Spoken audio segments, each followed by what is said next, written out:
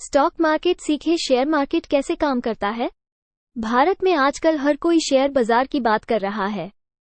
लंबी अवधि के निवेशक, शॉर्ट टर्म ट्रेडर्स और निश्चित रूप से रोमांचकारी स्पेक्युलेटर्स हर कोई खेल का एक हिस्सा बनाता है। जानना चाहते हैं कि शेयर मार्केट कैसे काम करता है, लेकिन सवाल यह है कि भारतीय समुदाय के अधिकांश लोगों में जोखिम न लेने वाला रवैया रहता है। वे शेयर बाजार में निवेश करने के बजाय निश्चित आय निवेश करना चाहते हैं या सोने में निवेश करना पसंद करते हैं। उन्हें ये एहसास नहीं है कि समझदारी से शेयर लेने वाले सहज बुद्धि के निवेशक अन्य सभी निवेश साधनों के बीच उच्चतम संभावित रिटर्न पाते हैं। लंबी अवधि के लिए, यदि निवेशक एक मजबूत फंडामेंटल समर्थन के साथ क्वालिटी शेयरों का चयन करता है, तो ये सबसे अच्छी निवेश संपत्ति हैं। स्टॉक मार्केट का इतिहास। कुछ शताब्दियों पहले लोग अपने पैसे से व्यवसाय चलाते थे। उनके व्यवसाय छोटे थे और जब भी उन्होंने अपने परिचालन के पैमाने को बढ़ाया, उन्होंने केवल अपने पैसे से किया। सभी व्यवसाय मालिकों के लिए अपने स्वयं के पैसे से कारखानों और उद्योगों का निर्माण करना संभव नहीं था। यहां तक कि बैंकों ने भी नए कंपनियों को बड़ी मात्रा में पूंजी उधार नहीं दी, जो कि अपने कारोबार को शुरू करने या बढ़ाने के लिए आवश्यक थी। इस प्रकार 17वीं शताब्दी की शुरुआत में, जब ट्रेडिंग कंपनियां एशिया और अमेरिका के नए खोजे गए महाद्वीपों की खोज कर रही थीं, तो उन्हें बड़ी मात्रा में धन की आवश्यकता थी जो उनके राजा प्रदान करने में असमर्थ थे। उनके देश के अमीर लोग धन उधार देने के लिए तैयार थे, लेकिन उन्होंने भारी ब्याज की मांग की। इसलिए 1602 में डच ईस्ट इंडिया कंपनी ने आम लोगों से अपनी पूंजी बढ़ाने का फैसला किया और एम्स्टर्डम स्टॉक एक्सचेंज में अपने शेयर जारी करने वाली पहली कंपनी बनी। स्टॉक क्या है? सरल शब्दों में, एक स्टॉक एक कंपनी में एक पार्ट ओनरशिप है। यह निवेश की गई पूंजी के बदले में कंपनी का हिस्सा प्रदान करता है। उदाहरण के लिए, यदि किसी कंपनी के कुल 1 लाख शेयर है और आप कंपनी का एक हिस्सा खरीदते हैं, तो आपके पास कंपनी का 1 लाखवां ओनरशिप है। स्टॉक एक्सचेंज क्या है? स्टॉक एक्सचेंज एक ऐसा बाजार है जहां स्टॉक और अन्य वित्तीय साधनों के आदान प्रदान की सुविधा होती है। एक्सचेंज स्टॉक ब्रोकरों और ट्रेडर्स को स्टॉक खरीदने या बेचने के लिए सेवाएं प्रदान करता है। जो कंपनियां जनता से पूंजी उत्पन्न करने की इच्छुक हैं, वे स्टॉक एक्सचेंज में सूचीबद्ध हो जाती हैं। कंपनियों को एक्सचेंज में सूचीबद्ध होने के लिए डॉक्यूमेंटेशन और शुल्क आवश्यकताओं को पूरा करना होगा ताकि उनके शेयर खरीदने और बेचने के लिए आम जनता के लिए उपलब्ध हों। नेशनल स्टॉक एक्सचेंज (NSE) और Bombay stock exchange (BSE) Bharat के स्टॉक मार्केट्स में अधिकांश ट्रेडिंग अपने इन मुख्य स्टॉक एक्सचेंजों के माध्यम से होती है। स्टॉक मार्केट के प्रकार। शेयर बाजार के शब्दजाल में बाजार शब्द के कई अलग अलग अर्थ हो सकते हैं, लेकिन अक्सर प्राइमरी बाजार और सेकेंडरी बाजार दोनों को निरूपित करने के लिए एक सामान्य शब्द का उपयोग किया जाता है। प्राइमरी बाजार यह वह जगह है जहां कंपनियां पहली बार अपनी प्रतिभूतियों को जारी करती हैं। यह वह स्थान है जहां प्रतिभूतियां बनाई जाती हैं और कंपनी का प्रारंभिक सार्वजनिक प्रस्ताव (IPO) पहली बार लोगों को उपलब्ध कराया जाता है। कंपनी को एक्सचेंज और रेगुलेटरी बॉडी यानी security exchange board of India (SEBI) द्वारा निर्धारित हिदायतों और प्रक्रियाओं का पालन करना होता है।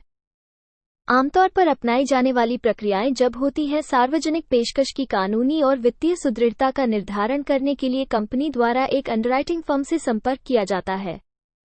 कंपनी के हितों और संभावनाओं को उचित अधिकारियों के साथ फाइल किया जाता है और एक प्रारंभिक प्रोस्पेक्टस, जिसे रेड हेरिंग भी कहा जाता है, तैयार किया जाता है जो कंपनी के इरादे और व्यावसायिक महत्वाकांक्षाओं का वर्णन करता है। एक अंतिम प्रोस्पेक्टस कंपनी द्वारा तैयार और जारी किया जाता है, जो संभावित निवेशकों से लाभान्वित होता है और इसकी कीमत, प्रतिबंध और लाभों का विवरण देता है। ये कंपनी के लिए कानूनी रूप से बाध्यकारी है। सेकेंडरी बाजार। लोग जो आमतौर पर बाजार या स्टॉक मार्केट्स के बारे में बात करते हैं, तो इसका उल्लेख करते हैं। यह इलेक्ट्रॉनिक प्लेटफॉर्म है जहां शेयरों और अन्य वित्तीय साधनों की खरीद और बिक्री होती है।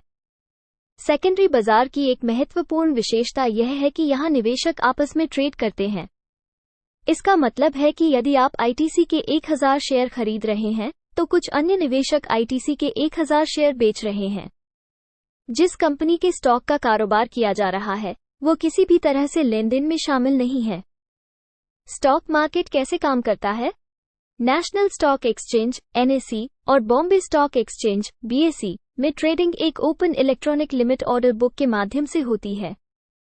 इसका मतलब है कि खरीदारों और विक्रेताओं के ऑर्डर्स को एक्सचेंजों के ट्रेडिंग कंप्यूटरों से मेल कराए जाते हैं। सर्वश्रेष्ठ खरीदे हुए ऑर्डर को सर्वोत्तम सेल ऑर्डर के साथ मिलान किया जाता है और समय, मूल्य और मात्रा के आधार पर प्राथमिकता दी जाती है। रिटेल निवेशकों को ऑर्डर्स अपने दलालों को देना पड़ता है जो एक्सचेंज में बिचौलियों की तरह काम करते हैं और ट्रेडों की सुविधा देते हैं। स्टॉक ब्रोकर निवेशकों की ओर से एक्सचेंज में ऑर्डर देता है। रोलिंग सेटलमेंट क्या है? एक रोलिंग निपटान वह है जिसमें व्यापार के लगातार दिनों में निपटारा किया जाता है। रोलिंग निपटारे में ट्रेडों को T+2 दिनों में निपटाया जाता है, जिसका अर्थ है कि दूसरे कार्य दिवस पर सौदों का निपटारा किया जाता है। इसमें शनिवार और रविवार, बैंक अवकाश और विनिमय छुट्टियां शामिल नहीं हैं। इसलिए यदि बुधवार को एक व्यापार आयोजित किया जाता है तो ये शुक्रवार तक तय किया जाएगा।